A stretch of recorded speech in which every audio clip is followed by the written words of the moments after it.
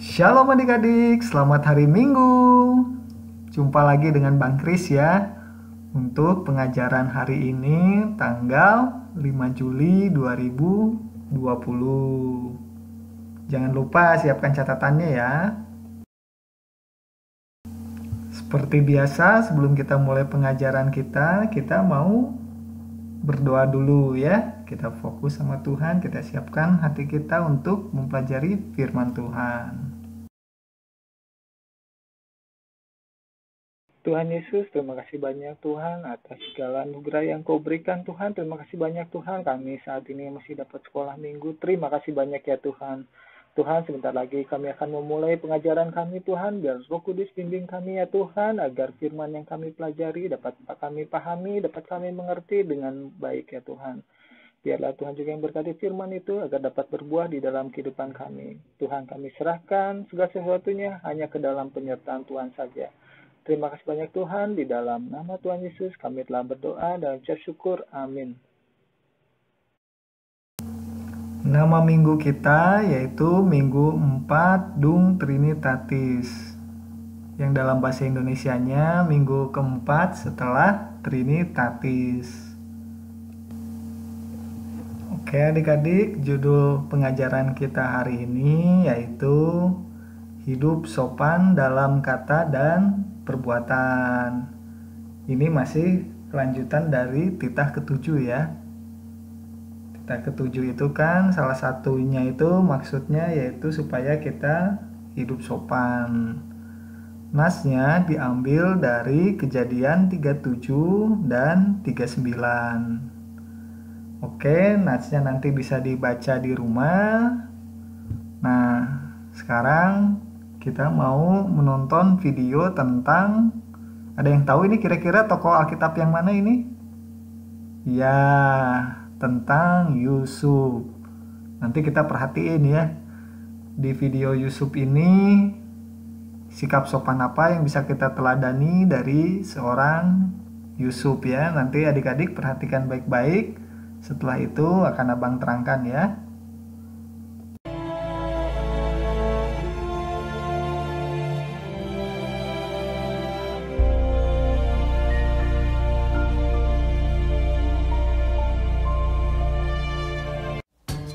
Adapun Yakub, ia diam di tanah Kanaan. Keturunan Yakub, Yusuf tatkala berumur 17 tahun, jadi masih muda, biasa menggembalakan kambing domba bersama-sama dengan saudara-saudaranya, bahwa ayahnya lebih mengasihi Yusuf dari semua saudaranya, sebab Yusuf itulah anaknya yang lahir pada masa tuanya.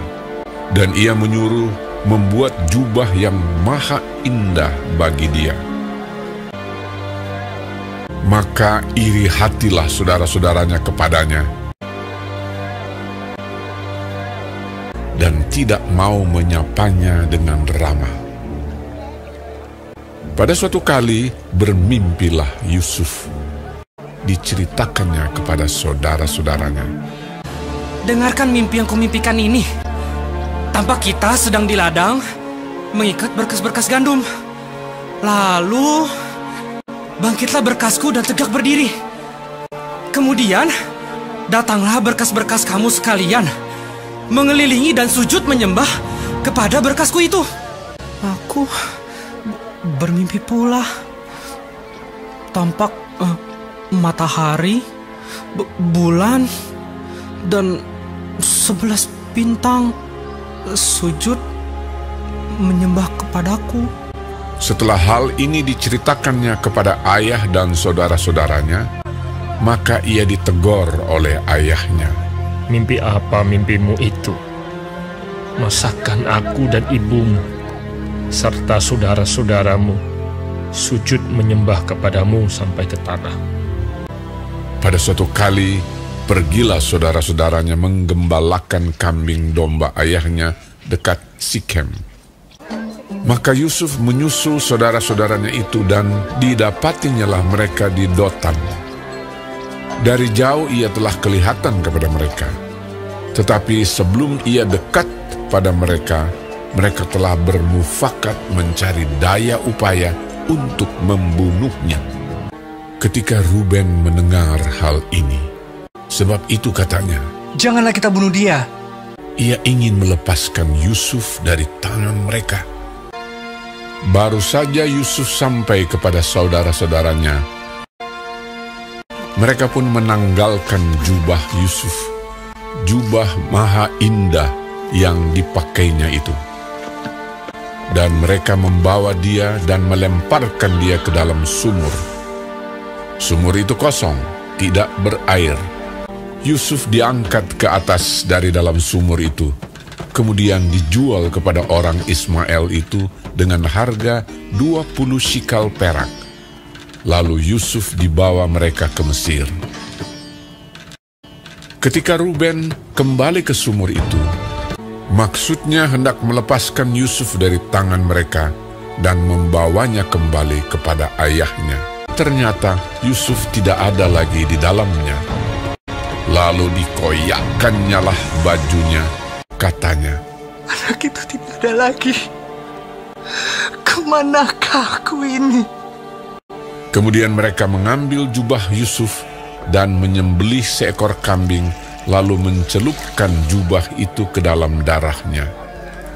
Jubah maha indah itu mereka suruh antarkan kepada ayah mereka.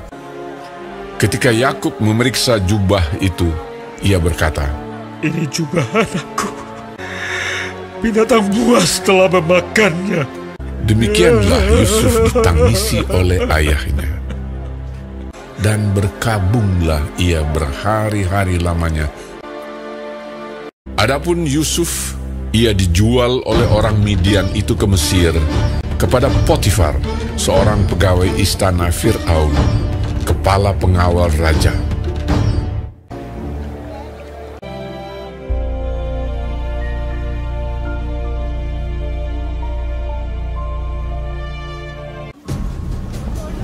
Adapun Yusuf telah dibawa ke Mesir, dan Potifar, seorang Mesir, pegawai istana Fir'aun, kepala pengawal raja, membeli dia dari tangan orang Ismail yang telah membawa dia ke situ. Maka tinggallah ia di rumah tuannya, orang Mesir itu. Maka Yusuf mendapat kasih tuannya. Kepada Yusuf diberikannya kuasa atas rumahnya, dan segala miliknya diserahkannya pada kekuasaan Yusuf.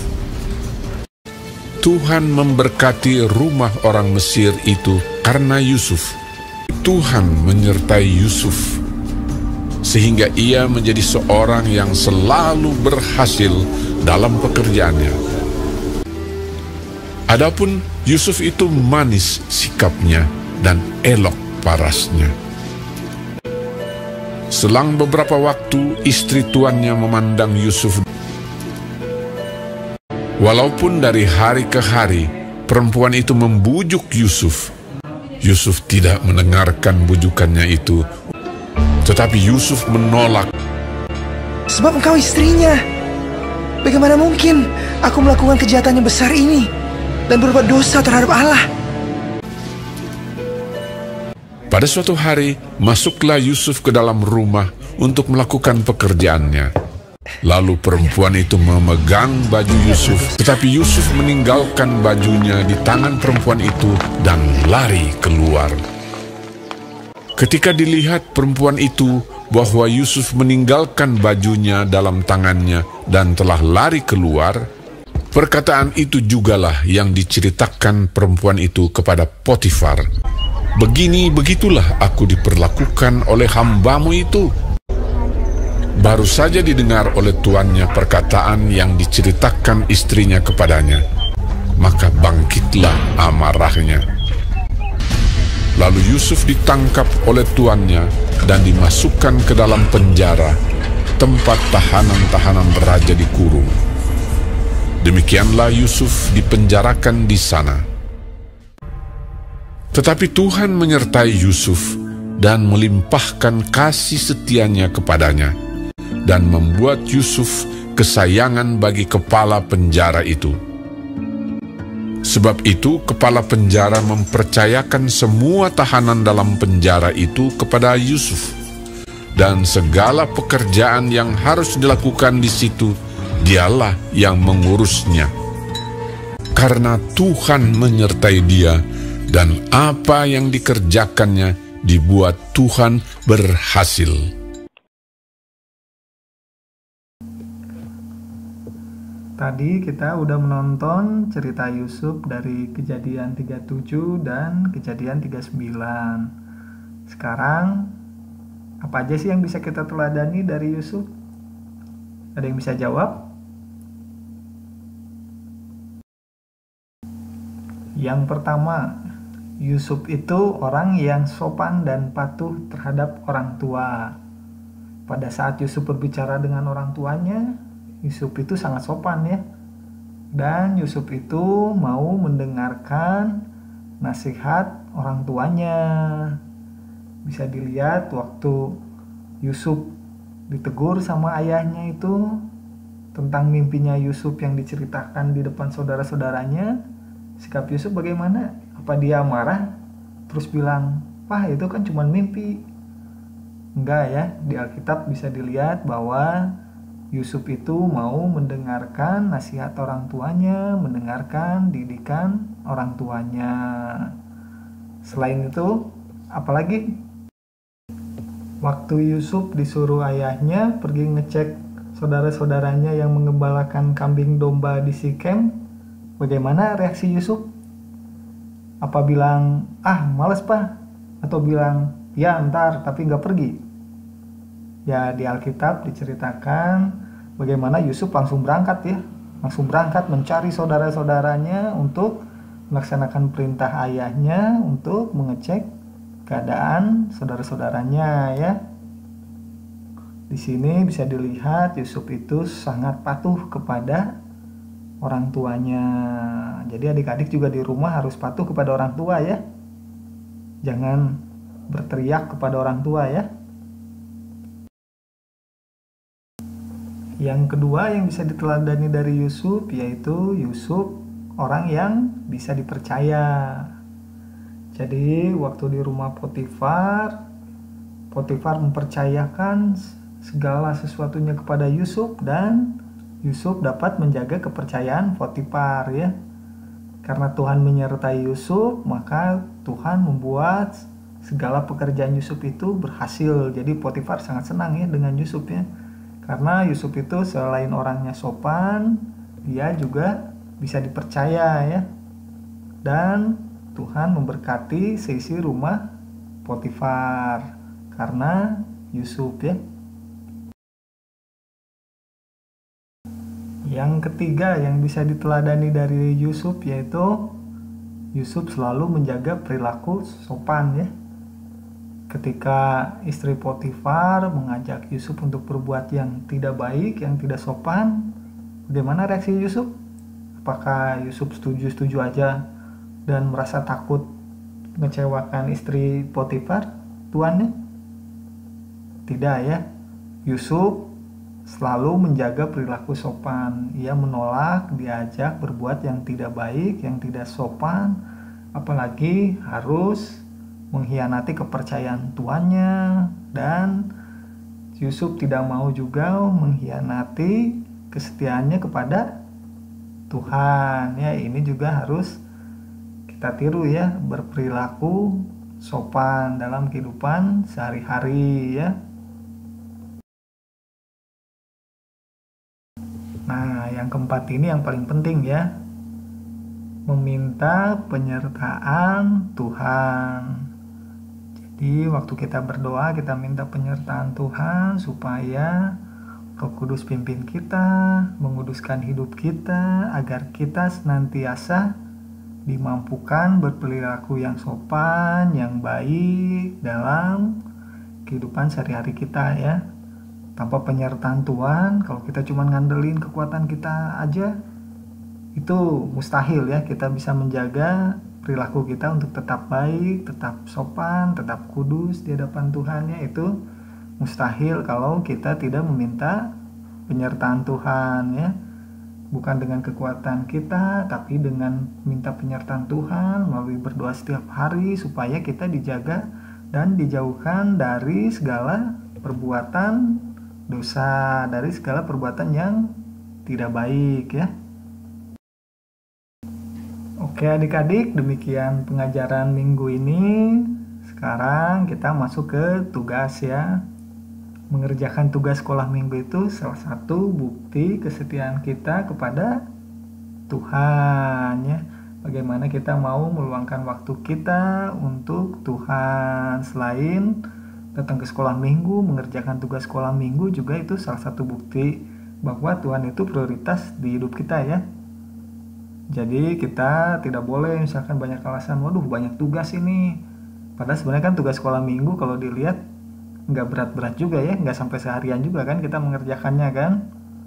Jadi sebagai bukti bahwa Tuhan prioritas di hidup kita, kita mengerjakan tugas sekolah minggu dengan ikhlas, dengan sukarela, dengan kesadaran dan tidak bersungut-sungut ya. Sama seperti Abang juga bikin video pengajaran untuk kalian kan dengan senang hati ya. Bukan dengan bersungut-sungut atau males ngapain sih bikin video pengajaran. Nah tapi Abang ini ingin melakukannya untuk Tuhan supaya adik-adik juga bisa belajar firman Tuhan juga ya. Oke adik-adik, sekarang tugas minggu ini nggak susah ya. Cukup mempraktekkan perilaku hidup sopan.